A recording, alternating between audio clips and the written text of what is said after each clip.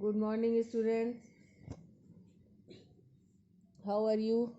I think you all have completed your previous work in your notebook. Now we start our second book of political science, in which chapter first, challenges of nation building. Nation building, it means what was the problem, what were the problems faced by India after independence. ठीक है, किसी चीज़ को gain करना एक difficult task होता है, specially independence, but उसके बाद फिर उसको मेंटेन करना और भी ज़्यादा ये एक प्रॉब्लम होती हैं किसी भी चीज़ को. तो हमने जो अपनी इंडिपेंडेंस थी वो बहुत सारी स्ट्रगल के बाद गेन करी, बट उसके बाद हमारे सामने एक डिफ़िकल्ट टास्क था कि किस तरह से हम जो है अपने नेशन को बिल्ड कर पाएंगे. क्योंकि जो इम्पीरियल रूलर थे हमारे, उनका ये कहना था कि इंडिया में इंडियंस जो हैं वो एडमिनिस्ट्रेशन नहीं कर पाएंगे अपने कंट्री को, ये लोग इनमें एबिलिटी नहीं है, नहीं चला पाएंगे ये लोग. So in this chapter we read what main problems which India faced after independence and how can we overcome from these problems. So now we start our chapter. So in this chapter the main topics are Nehru's approach to nation building, है ना. सो किस तरह से उन्होंने किया, और फिर है legacy of partition, challenges of refugee resettlement and the Kashmir problem. ठीक है बेटा, सबसे जो मेजर और सबसे जो गंदा पार्टीशन जो है वो इंडिया ने फेस किया है. इंडिया और पाकिस्तान जो दो ने अनप्लान्ड था वो बिल्कुल, है ना. तो जो इंडिया की जो इंडिया एंड पाकिस्तान की जो फाउंडेशन रखी गई वो एक रिलीजियस बेस पर पार्टीशन के ऊपर रखी गई, और इसी वजह से ये जो दोनों कंट्री हम बन गए एक में से. हमारे जो रिलेशन है वो आज तक सेटल नहीं हुए. ये आपने फर्स्ट बुक के अंदर जो रिलेशन चैप्टर है उसके अंदर मैंने आपको पढ़ाया था, तब ये इसमें आपने पार्टीशन भी पढ़ा था. ठीक है, तो इसमें हम पार्टीशन का देखेंगे कि किस तरह से मतलब मुस्लिम लीग ने एकदम पार्टीशन का वो रख दिया. टू नेशन थ्योरी है ना, पढ़ा हुआ है आपने.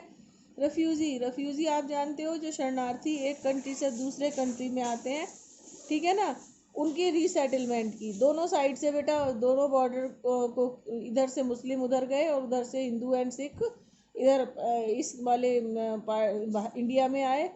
तो सबसे ज़्यादा प्रॉब्लम थी उनके रीसेटलमेंट की. और एक जो अनदर प्रॉब्लम है वो है कश्मीर प्रॉब्लम. वो आज तक भी आपको पता है कि जो 47 के अंदर जो पाकिस्तानी आर्मी थी उन्होंने अटैक कर दिया था, क्योंकि वो कह रहे थे कि कश्मीर जो है वो हमारा पार्ट होगा, और इंडिया जो है कश्मीर क्योंकि हमारा है ही, इसलिए फिर स्टार्टिंग में ये हमने पाकिस्तान से. सो अब आप लोग कई बार बच्चे जो है वो कश्मीर प्रॉब्लम को लेके पूछते हैं मेरे से क्लास में कि मैम ये कश्मीर प्रॉब्लम क्या है. सो स्टार्टिंग से मैं आपको बताती हूँ कि इसका बेस ये था कि जब पार्टीशन हुआ तो कश्मीर के अंदर रेफरेंडम हुआ, तो जिसमें जो कश्मीर के जो राजा थे हरी सिंह, उन्होंने इंडिया में जब प्रिंसली स्टेट जो है मर्ज हो रही थी अपनी विल से, अपनी इच्छा से किधर भी जा सकती थी वो, तो जब वो उन्होंने इंडिया का पार्ट बनने का डिसाइड किया, और कश्मीर के अंदर रेफरेंडम हुआ. रेफरेंडम आप समझते हो, रेफरेंडम मीन्स कि एक तो वोटिंग होती है जिसमें बहुत सारी चॉइसेस होती हैं. रेफरेंडम का मतलब कि इन दिस टॉपिक से यस या नो सिर्फ, ठीक है, कि है ना कि तो उसमें क्या हुआ कि सबने जो कश्मीरी पीपल थे मोस्टली उन्होंने इंडिया के साथ रहने का डिसाइड किया. बट फिर जब उसने अटैक कर दिया तो कश्मीर का कुछ पार्ट जो है आज भी पाकिस्तान के कंट्रोल में है ना, उस पर उन्होंने वो कर लिया. सो बट पाकिस्तान कश्मीर पे इसलिए अप्रोच करता था, इसलिए उसको कहता था कि ये हमारा पार्ट है, क्योंकि वहाँ पर जो पॉपुलेशन है वो मुस्लिम ज़्यादा है, बट वहाँ की बहुत सारी मुस्लिम जो रूलर थे, है ना, जो प्रिंसली स्टेट्स होती थी, उन्होंने भी इंडिया के साथ रहना ही डिसाइड किया था। और आज जो जिस पार्ट पर पाकिस्तान ने जिसको कंट्रोल कर लिया उसे पीओके के नाम से हम लोग जानते हैं, और PoK Pakistan occupied Kashmir. Okay, तो ये आपको हो गया। अब है organisation and reorganisation of states. बेटा देखो 300 350 के अबाउट हमारे यहाँ प्रिंसली स्टेट्स थी। उनको उनको पहले तो ऑर्गेनाइज किया सबको, और फिर उनको स्टेट्स के अंदर कन्वर्ट करना। ये हमारे जो हम जिन्हें हम आयरन मैन सरदार वल्लभ भाई पटेल के नाम से जानते हैं, वो इंडिया के फर्स्ट होम मिनिस्टर थे। ये उन्होंने ये सारा जो प्रोसेस था किया, और ये एक बहुत बड़ा टास्क था छोटी छोटी स्टेट्स को मर्ज करना। और उसके बाद बेटा जितनी भी स्टेट उस टाइम हुई थी 24 के आसपास थी, 22 या 23 थी, तो उनको पहले तो उन स्टेट्स को ऑर्गेनाइज करना, और फिर उन्हें न्यू स्टेट्स के अंदर रीऑर्गेनाइज करना। ठीक है, क्योंकि इंडिया ने फेडरेशन सिस्टम है, फेडरल सिस्टम को अडॉप्ट किया था अपने कॉन्स्टिट्यूशन में। ठीक है, पॉलिटिकल कन्फ्लिक्ट ओवर लैंग्वेज। और बेटा एक ये जो आपने 10th क्लास के अंदर थोड़ा सा ये पढ़ा है कि इंडिया के अंदर, बेटा इंडिया के अंदर इतनी ज़्यादा डाइवर्सिटी है, कल्चरल, लैंग्वेज, है ना, जोग्राफिकल, कि इंडिया जैसे कंट्री को एक साथ रखना, अगर हम यूनिटरी सिस्टम लेते तो ये बहुत बड़ा हमारे लिए एक प्रॉब्लम क्रिएट होती। फेडरल सिस्टम के थ्रू हमने ना जो अपने जो कल्चरल है उनको भी एकदम से प्रिजर्व करने की कोशिश की है, और हमारे साथ बहुत सारे जो स्टेट थी जैसे कि नागालैंड, है ना, अरुणाचल प्रदेश, ये सब जो क्या है, ये बाद में भी हमारे सिक्किम एंड नागालैंड, ये बाद में हम गोवा, ये सब बाद में हमारे संग मर्ज हुए आकर, क्योंकि हमारी पॉलिसीज़ जो है वो, है ना, फेवरेबल थी किसके लिए, फेडरल के लिए, और डिफरेंट टाइप की कल्चर के लिए। Okay, so now we start this chapter after 2000 year of 100, हाँ, after 200 years of slavery, India got independent on 15 August 1947, but this freedom came with the partition of the country. The year 1947 was year of unprecedented violence and the trauma of the displacement. ये ठीक है बेटा, ये बहुत ही एक दर्दनाक हादसा था इंडिया में 47 के बाद, जिसमें क्या हुआ, अनप्लान्ड तरीके से बहुत ही ज़्यादा हिंसा हुई, वायलेंस हुई, मारकाट हुई दोनों साइड के बॉर्डर पर। लाखों लोग इसके अंदर मारे गए, और लाखों लोग जो है वो घर से बेघर हुए, और कई अपने बच्चों को जान माल की, इसमें मतलब ये आप कहो कि बहुत ज़्यादा इसमें लोगों ने प्रॉब्लम जो है वो फेस करी। Independent India has to face many kinds of challenge, of which 3 were major ones. बहुत सारी प्रॉब्लम थी बेटा। फाइनेंशियल प्रॉब्लम तो थी, 200 साल की गुलामी के बाद हमारे पास अंग्रेजों ने खुद नहीं कुछ भी नहीं छोड़ा था, सब रिसोर्सेज को वो लोग, है ना, बिल्कुल एग्जॉस्ट कर चुके थे। और उसके बाद क्या था, बट उसके बाद भी वो प्रॉब्लम तो साइड पे रख दो, उसके बाद क्या था, bind the nation to achieve unity, देश को एक साथ बांध के रखना और उस एकता को बनाए रखना, है ना। अभी अभी मैंने ऊपर वाले पॉइंट में डिस्कस किया है ना कि यहाँ पर इतनी ज़्यादा डाइवर्सिटी है किसी भी चीज़ को लेकर, प्रॉब्लम क्रिएट, लैंग्वेज को लेकर, कल्चर को लेकर, है ना, फूड, है ना, क्लोथिंग। तो इसमें क्या होता है, कई बार जो है हमारे एक फैमिली में रहते हुए मेंबर्स के बीच में भी क्या हो जाती है, ईगो आ जाती है और डिफरेंसेस आ जाते हैं। बट जो हमारे कॉन्स्टिट्यूशन मेकर थे उन्होंने इस चीज़ को बहुत ज़्यादा समझ के, है ना, और सबके सेंटीमेंट का ध्यान में रखते हुए कॉन्स्टिट्यूशन जो है वो बनाया। टू इस्टेब्लिश डेमोक्रेसी, यहाँ पर डेमोक्रेसी को इस्टेब्लिश करना एक बहुत बड़ा टास्क था, क्योंकि बेटा हाँ, इक्वलिटी दे देना, इक्वलिटी देनी, और क्योंकि बेटा हमारे यहाँ सोशल डिफरेंसेस बहुत थे, कास्टिज्म जो है वो इंडिया के अंदर है, पूरे वर्ल्ड में कहीं नहीं है। अनटचेबिलिटी बहुत ज़्यादा थी, है ना। इसके अलावा कल्चरल डिफरेंसेस थे, है ना।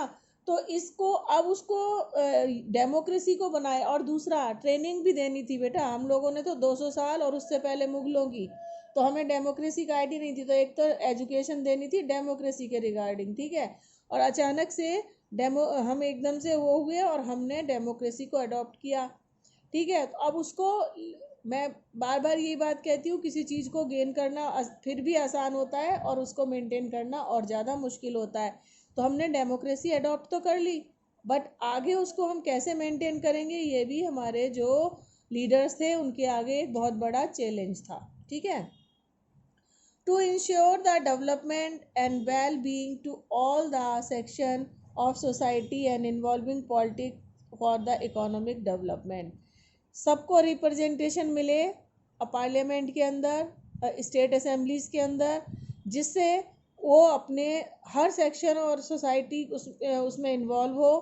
जब पॉलिटिकली वो इन्वॉल्व होगी तभी उसका इकोनॉमिक डेवलपमेंट पॉसिबल हो सकेगा। रिप्रेजेंट करोगे आप अपनी सोसाइटी को, वहाँ पर अपनी प्रॉब्लम्स जो हैं वो वहाँ पर जाके डिस्कस करोगे, तभी क्या हो सकता है, आप आगे आओगे, ठीक है।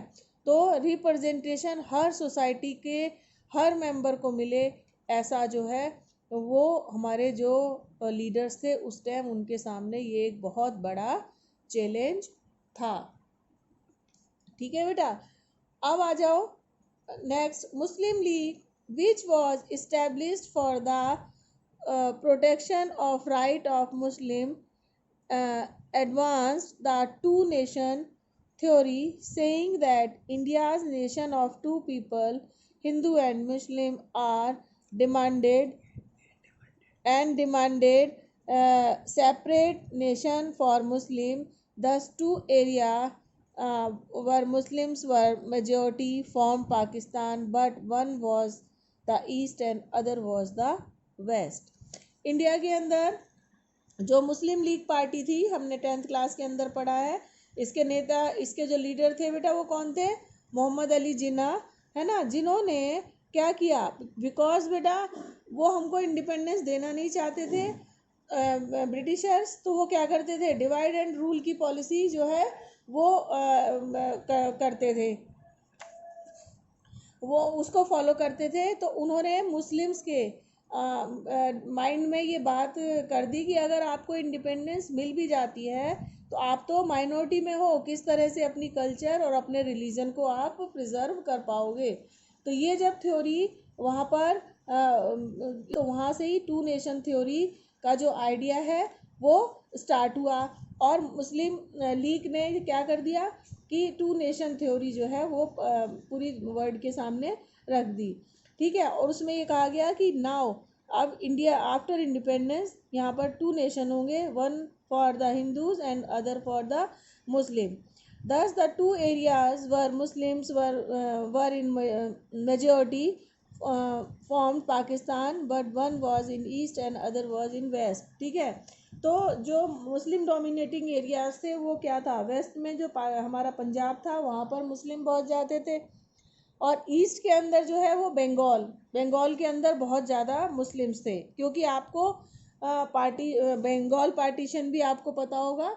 ये भी जो ब्रिटिशर्स थे 1905 में उन्होंने बंगाल जो है उसको पार्टीशन किया था, इसी बेस पर, किस बेस पर, हिंदू एंड मुस्लिम के बेस पर। तो जो ईस्ट बंगाल था उसमें मुस्लिम जो है वो बहुत ज़्यादा मेजोरिटी में थे। तो अब इन दो एरिया के अंदर कहाँ पर बेटा, पंजाब एंड बंगाल, तो टू पार्ट में जो है पाकिस्तान बन गया, एक तो ईस्ट में था और दूसरा वेस्ट में था, ठीक है। आपने फर्स्ट बुक में मैंने आपको ये चैप्टर पढ़ाया था, फिर आप देखोगे कि 1971 में आगे जाकर इंडिया ने जो ईस्टर्न पाकिस्तान था उसको क्या किया, एक न्यू नेशन बांग्लादेश जो है उसको बना दिया गया, क्योंकि उसके भी बहुत सारे रीज़न थे, वो एक अलग मैटर है, ठीक है। तो इस तरह से पाकिस्तान एक न्यू कंट्री बना, जो मुस्लिम डोमिनेटिंग एरिया थे उसमें वो पाकिस्तान बन गया 1947 में। Partition was most harsh and the Minority communities settled on both sides as they became alliance into various community zones. Killing of women and separation of family member, social suffering and shelter of refugee camp, uh, expect or it also divided financial uh, assets, employees, and create conflicts between Hindu and Muslims. The announcement of the partition led a attack on minority in a both sides. Soon the violence went out the control and minorities on both sides were faced to leave their homes. ठीक है, जब partition after independence जब ये हुआ कि जो है डिवाइडेशन होगा, टू नेशन बनेंगे, इस अनाउंसमेंट के बाद दोनों साइड के बॉर्डर्स के ऊपर जो माइनॉरिटीज़ थी उनके ऊपर अटैक होने लगे. इट मीन्स कि जो इंडिया का पंजाब है, बंगाल है, वहाँ पर भी मतलब राइट्स होने लगे. वुमेन्स फैमिली मेम्बर मर गए, लोग अपने परिवारों से बिछड़ गए, उनकी जो प्रॉपर्टी थी वो एक्यूपाई कर ली गई. ठीक है, और इस तरह से बहुत ही एक लोगों के दोनों बॉर्डर्स के ऊपर कैंप लग गए जिसमें वो अपने घर बार छोड़कर उन कैंपों के अंदर आ गए. तो ये एक बहुत ही गंदा पार्टीशन था जिसमें दोनों साइड पर जो माइनॉरिटीज़ के लोग थे वो बहुत मारे गए, अपने घरों से बिछड़ गए, घर से बेघर हो गए, और दूसरी साइड में वो कैंपों के अंदर वो कन्वर्ट हो गए. ठीक है, कन्वर्ट के अंदर वो रहने लगे और उन्होंने बहुत ज़्यादा वायलेंस को फेस किया और बहुत टाइम तक उन्होंने इस जो है ना पेन को फील किया, पार्टीशन के पेन को, बोथ साइड है ना, जो इधर माइनॉरिटी में थे और जो उधर माइनॉरिटी में थे, तो उनके ऊपर ये दोनों ने बहुत फेस किया. Violence during partition led to the killing of lakhs of people on both sides, and over 80 lakh people left their homes and went across border despite the fact that majority of the Muslim population shifted to Pakistan. Muslim uh, comprised 12% of Indian population in 1951. ठीक है, तो 19 बेटा every 10 year जो है आपका वो होता है ना सेंसस, तो इसमें जो है ये होता है इसी में, जैसे कि 2011 में हुआ था, 2021 में होगा. तो ये जब 1951 में हमारा सेंसस हुआ तो क्या हुआ, बोथ साइड जब क्या हो गया कि इसमें ज़्यादातर लोग इंडिया से जो मुस्लिम थे वो चले गए और वहाँ से जो है हिंदू इंडिया आ गए. तो उस टाइम का जो सेंसस था उसमें 12% जो है वो मुस्लिम कम हो गए थे इंडियन.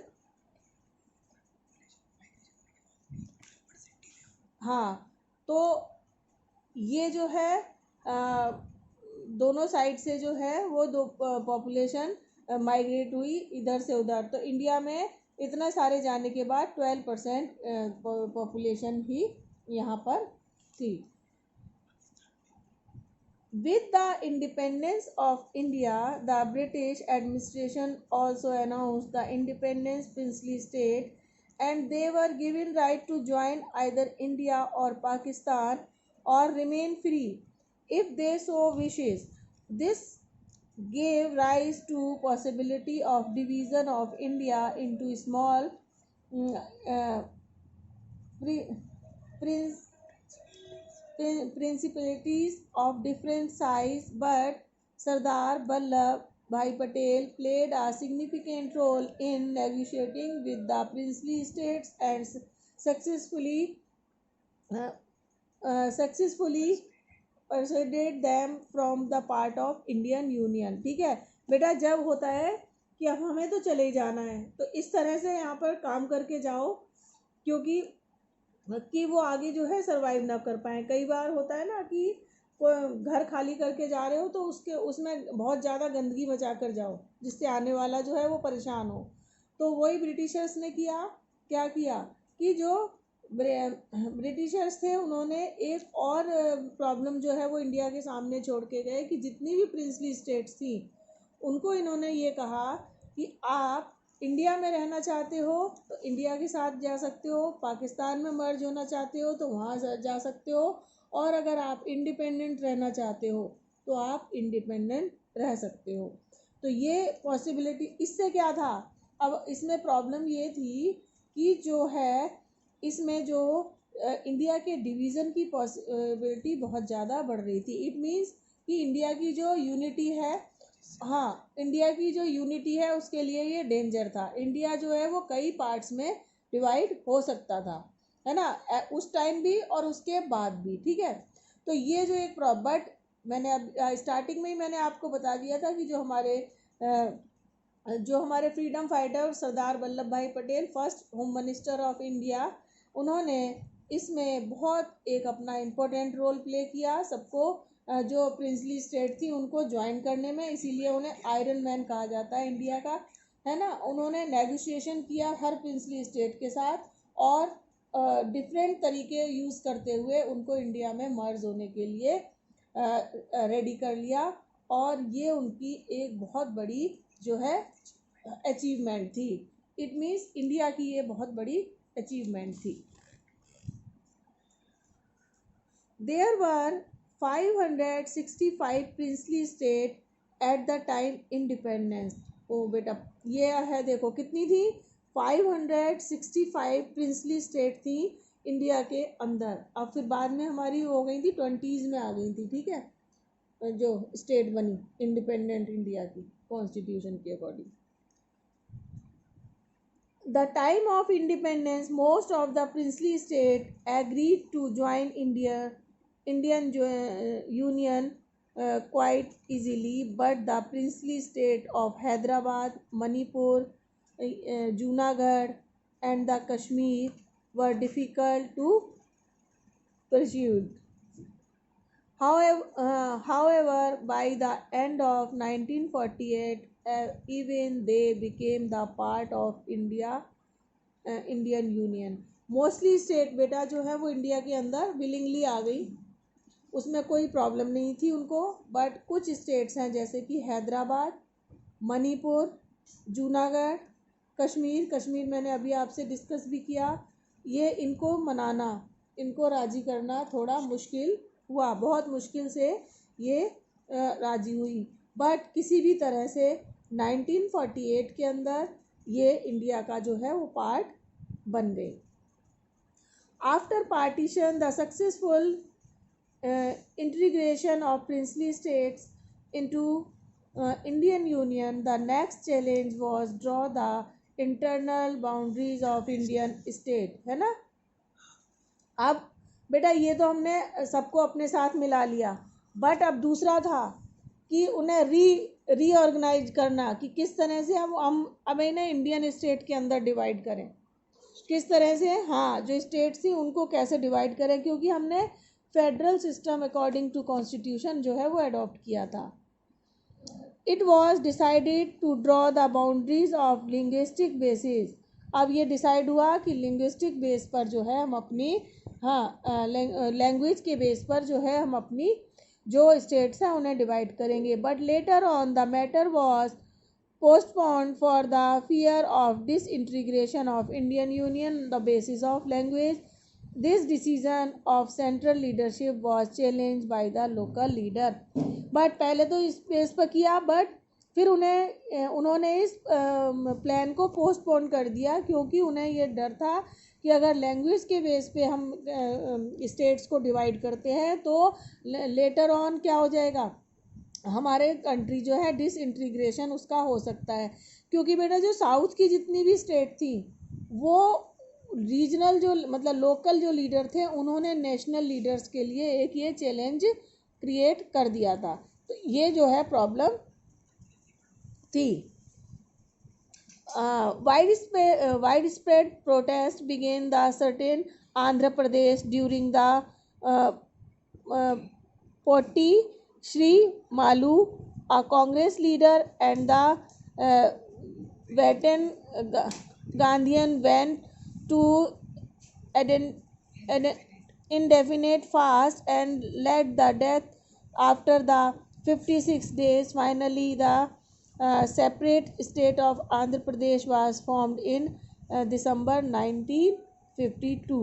अब वही है कि वहाँ पर भी प्रोटेस्ट होने लगे एक और लैंग्वेज बेस पर, और आंध्र प्रदेश के लिए एक जो है उन्होंने क्या कहते हैं भूख हड़ताल कर दी, और फिर फाइनली 1952 में आंध्र प्रदेश जो एक न्यू स्टेट है वो बनाई. In 1953 central government appointed state reorganisation commission to look into the question of redrawing the boundaries of state. On the basis of report, the State Reorganization Act was passed in 1956. This led the creation of 14 states and the 6 union territory. तो बेटा पहले जो starting में हमारे 14 states बनी और 6 union territory. Later on the 1960 Maharashtra and Gujarat was created and Haryana and Himachal were carved out in Punjab. ठीक है, तो फिर बाद में जो स्टेट्स हैं वो बढ़ती गई है ना. 19 है हाँ, इसमें बेटा ये जो जितनी भी ये डेट्स हैं ये आपको टिप्स पे होनी चाहिए आपके कॉम्पिटिटिव एग्ज़ाम में भी, और वैसे भी आपके ये बहुत सारे क्वेश्चंस इसके अंदर बनेंगे आपके जो एग्ज़ाम होंगे. ठीक है, 1 वर्ड क्वेश्चन आंसर. तो ये आप ये पूरा हुआ आराम से पढ़िएगा.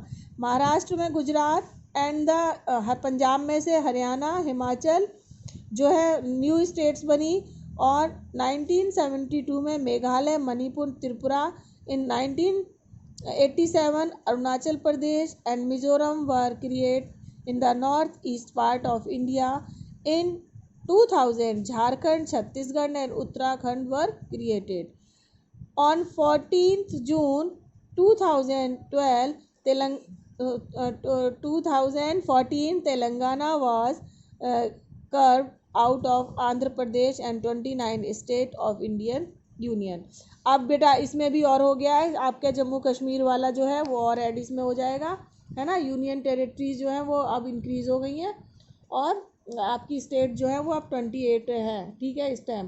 तो ये सब इसमें आपने इस चैप्टर के अंदर पढ़ेंगे.